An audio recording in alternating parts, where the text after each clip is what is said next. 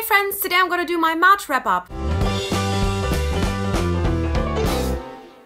So I had an absolutely incredible March overall. I obviously graduated, so that's very exciting, and everything just went super well. And I also read 15 things and had some really amazing books in there with some really amazing ratings, so I absolutely cannot wait to do this wrap up. Exactly what I thought was gonna happen is kind of happening. I'm starting to forget my thoughts about the first couple of books that I read.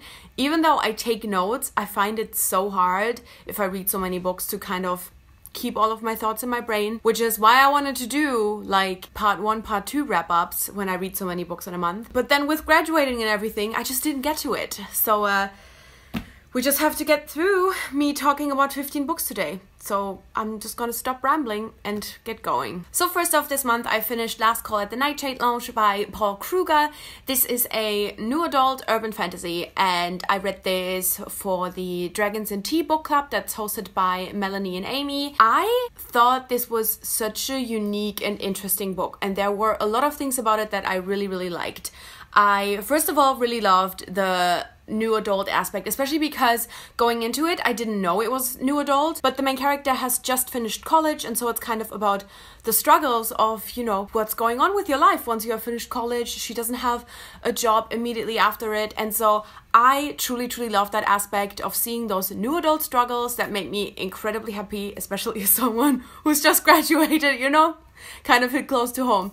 And I also think that the kind of magic system was super unique, because this is about like cocktails and them giving you like special abilities.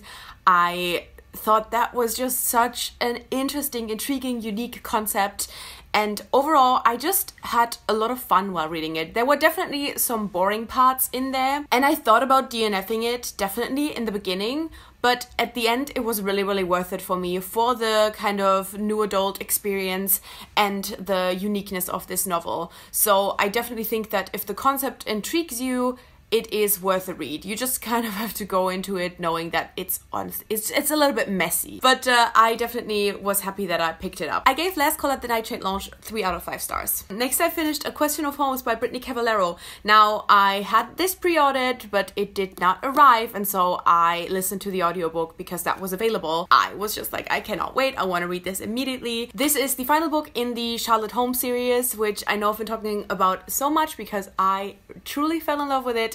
And this might have been my favorite book. I really want to reread the whole series, and honestly I totally would have done it this month if I had the time, but there were like arcs and just other things that I wanted to read. But I really, like, truly almost started rereading this series. My appreciation for this series and these characters is just gonna grow every time I reread these books, and I think that's why I loved A Question of Homes so much, because I already really know the characters, I've fallen in love with the characters, and I just feel like so many things kind of came together in this book. This was an incredible conclusion. I know that this was originally supposed to be a trilogy, and now obviously I don't know what the timeline kind of would have been like, what of this book would have been in the third book, but I can honestly say that I'm so glad that there are 4 books, because for me this final book is really what I needed, especially for the characters. The first 3 books have just so many stuff going on, and like the whole family drama with Holmes and Watson and Moriarty, and this just kind of had a similar feeling to it, and still some of those mystery elements. But for me it felt like this book was really, it was almost like fan service in a way to me, but like not in a bad way, like in a good way, in a really good way, where I feel like she was like, okay, my dudes, I put you through a lot, so here's some good scenes between the characters. And even I remember when I got the physical copy, I kind of flipped through it, and then I went to the acknowledgements, and I was obviously very emotional about this anyway, even though it had been a couple of days after I finished it. But reading the acknowledgements and this final sentence, I just wanted to bawl. It says, "And thank you to my incredible readers. This last one especially is for you." And that feels so true. It just really gave us this great conclusion for these characters, and just really made me appreciate this whole series even more. I just fucking love it. I fucking love it. this series is so good and so goddamn underrated. I gave A Question of Homes 5 out of 5 stars. There was no other way. Then I finally finished Courting Darkness by Robert Lefevre. I already started this in February, but with graduating and everything, it took me just really long to get through it. I would always like sit down and get through quite a lot of pages. I would always read like big chunks of it, but then I wouldn't read for like 5 days or for a week. And so it took me really long to get through it, even though I truly love this. I love the Hesper Assassin trilogy, and I just think that this was another amazing book in that world. This is not even a recommendation. This is me saying, do not read this book if you have not read the original trilogy. Like, I'm not like, oh, I would recommend. No. You need to read the original trilogy first. There is so much background that you need to read this book. I think this is actually going to be hard to understand if you haven't read the original trilogy. Like, I think that this is no longer a trilogy, but now a 5-book series, and this is the 4th book in that series. That's my personal opinion. That was my PSA. I still find the world building incredibly fascinating. You can really tell that Robin Lefevre has done her research, and she changes a lot about the history, and she talks about that in her author's note, but it's still really easy to tell that she like knows exactly what she's doing, and if she changes something, she's very aware of what she's changing and how actual history was. So I just really appreciate that. Also, once again, amazing romance. So slow burn that it hurt me. It hurt me so much, and especially with the way that it ended. But then also we already have the established romance in here from the original trilogy that I fucking love. It's so beautiful. One of the aspects that I think is super interesting is that these books do deal a lot with like sexual assault and stuff like that, but for me, she does it in a way that's well done, and I know that it comes from own experience as well. I really appreciate the way that she writes about it. Still, obviously, trigger warnings for it, but I really appreciate it because also at the same time, I feel like these books are incredibly sex positive, and this, I think, was the strongest one so far, where this one character was just kind of like, you know, I just enjoy sex, and like it doesn't have to necessarily be with someone that I love. And I just think that it just is this really great aspect because it also kind of shows that one doesn't have to exclude the other. I don't know if that makes sense, but I just really appreciate the way that Robin Lefevre handles both consensual sex but also sexual assault. In general, I just had a great time reading it. This had an incredible atmosphere. Even though I would, you know, not pick it up for a couple of days, I would always have an incredibly easy time to get back into it. I cannot recommend this series enough. I love it with all of my heart. It is so goddamn underrated.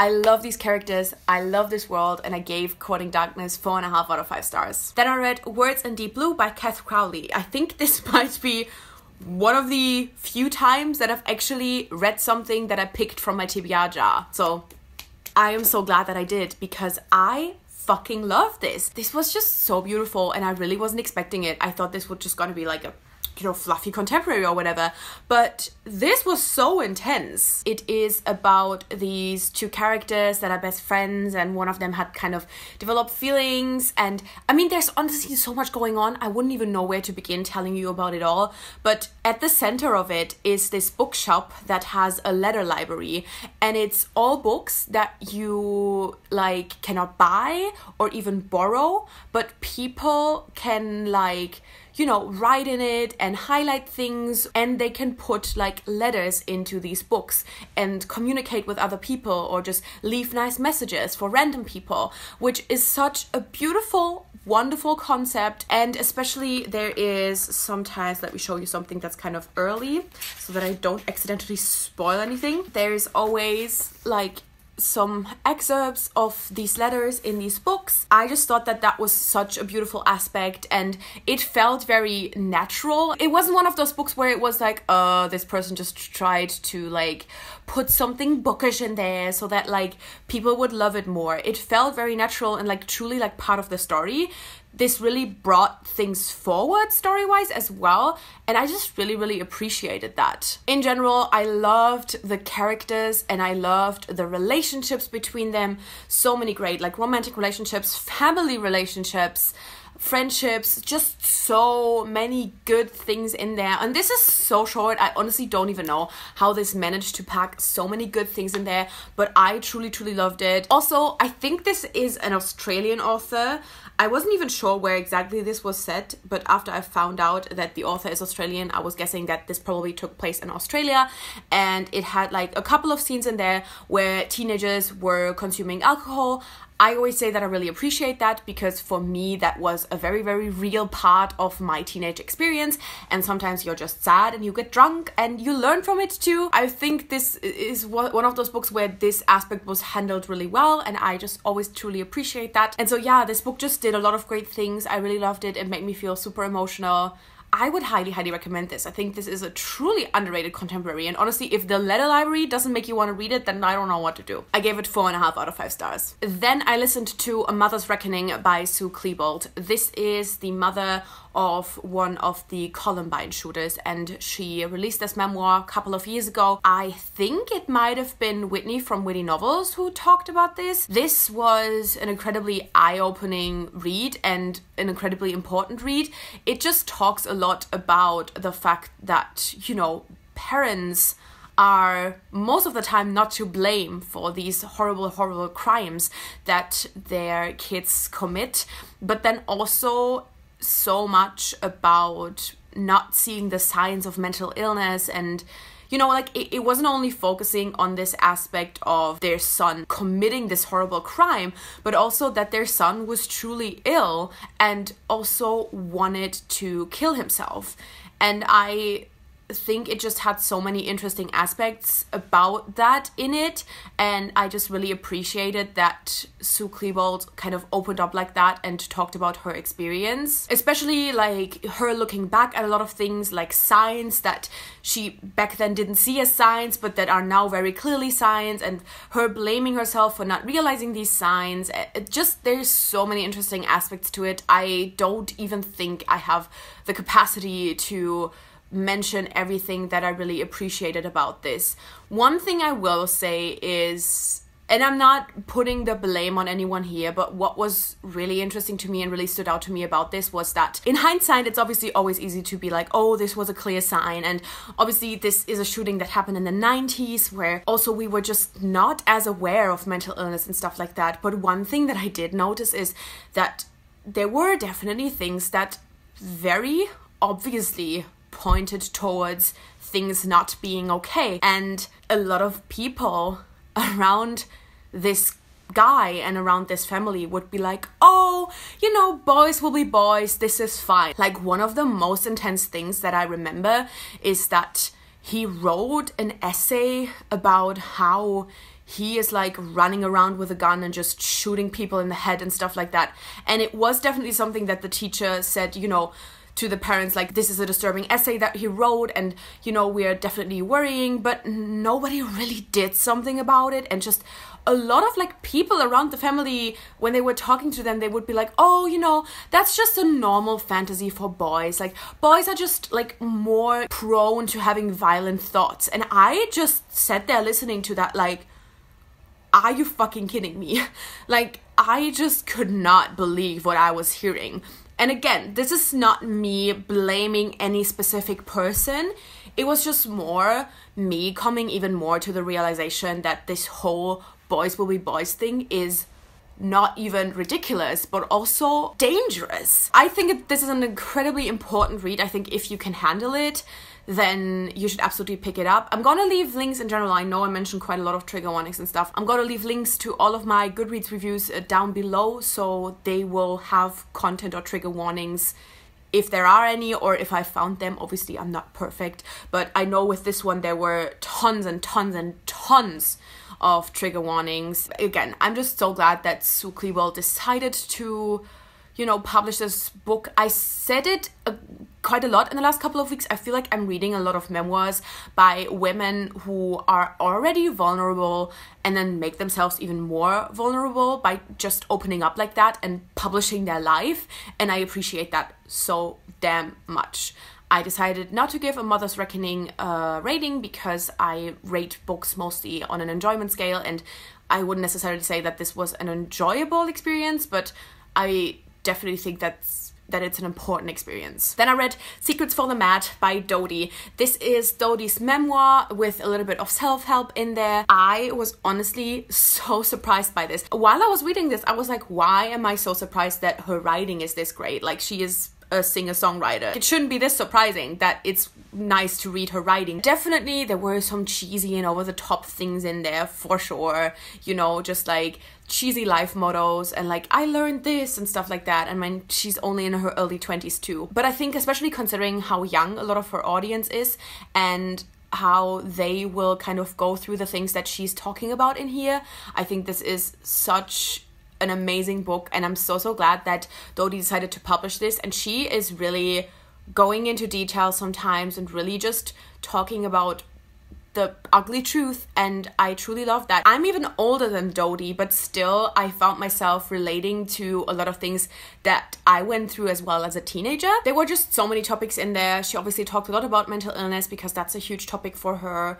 She talked a little bit about alcohol. She talked about sex and about assault and stuff like that as well. Just so many things, and I definitely think that this is a read that you will enjoy if you like Dodie, whether you're her younger audience or her older audience. I think that this is just really a great look into her life, and I just really truly loved that she was like writing this in a way to also help her younger viewers. Like, it definitely read a lot but like a memoir, but then sometimes like there was one chapter about sex that was kind of just like, you know, here's how to like make your first sex like more, you know, enjoyable and stuff like that. And also very inclusive, just kind of talking about like people with vaginas and like, you know, if you have like more than one partner and stuff. Like, I just thought that it was just not only just her kind of pouring her heart out and just talking about her life, but you could also tell that in the parts where she was kind of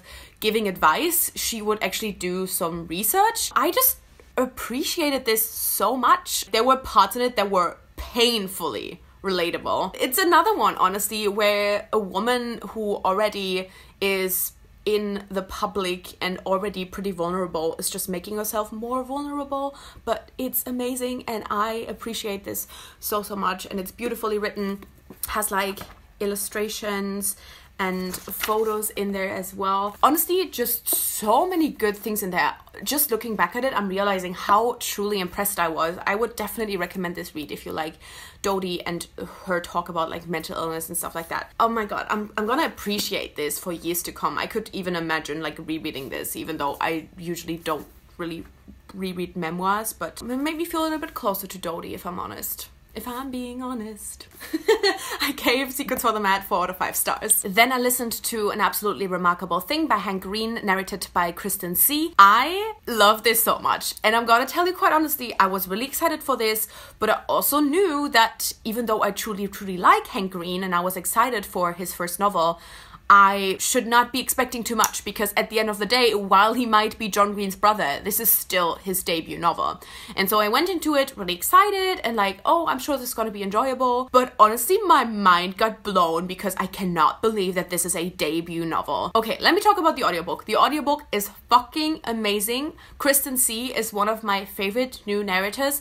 I loved her voice, like just her voice actually. Like, I loved listening to her, but also I loved the voices that she did for characters, and I think that she fit the main character, April May, incredibly well. So if you are wanting to pick this novel up, then I definitely think if you like audiobooks, the audiobook is the way to go. The novel itself, first of all, so enjoyable. Second of all, so unique. Like, honestly, Themis Files can go home. Like, they are boring compared to this. And I know I shouldn't compare the two just because they both have like huge alien robots, but the comparison is there, and I'm telling you, I like this a million times more than the Themis Files. And I thought it was also just genuinely, objectively better than the Themis Files. So that was just me dragging the Themis Files for a second there. I think that Hank Green is an incredible writer, and what I was probably the most impressed by is, if I had not known the author, I would have for sure said that this author was female, because the way Hank Green wrote April May felt incredibly natural.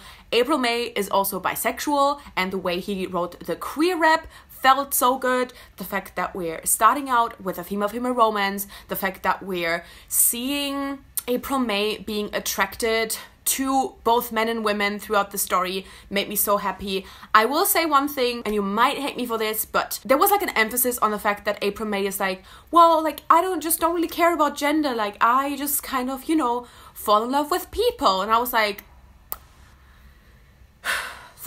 that sounds very pansexual to me. Like, you can identify however you want to. If you want to identify as bi, you should identify as bi. But as someone who, as a teen, would have really benefited from knowing that pansexual exists, I wish that pansexual had been used as a label in this story, because it is just a label that gets used so rarely. Like, if you think bi is getting used rarely, then you don't know.